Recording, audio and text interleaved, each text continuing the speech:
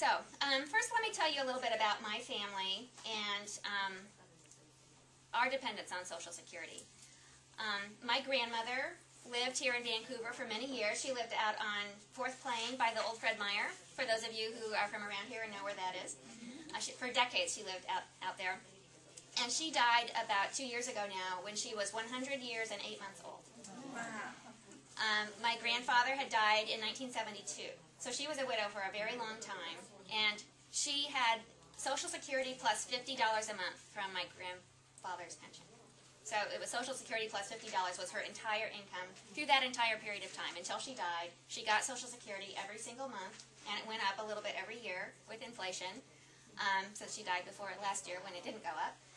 And, she outlived all of her brothers and sisters. She outlived her husband, of course. She outlived many of her nieces and nephews, in fact. But it didn't matter. As long as she could still be alive. She could live to 110. She would get that Social Security check every single month. So that's one of the ways Social Security is really important. You can't outlive it. It will be there no matter how long you live. My parents live actually just a few blocks from here by Esther Short Park, where the farmers market is. And they collect Social Security, but they also have other income. They were able to save as they were working because they didn't have to take care of their mothers. My other grandmother lived to 97, so both of their mothers lived a good long time. They didn't have to take care of their moms. They could save money, and so that they have a much more comfortable retirement now because they weren't paying for their mother.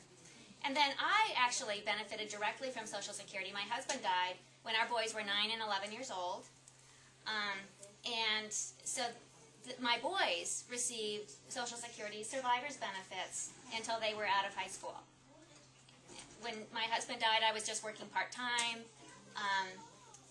And I was not earning enough to support us by any means. And even once I started working full-time in my current job, actually, it was still really important to have that extra money coming in. It made a really big difference. We could stay in our house. I could have a car that ran.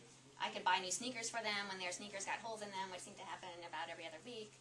It was really important to have that to really help us with economic security. So even younger families who don't, they just don't ever expect that they're going to need it even. It is there for them.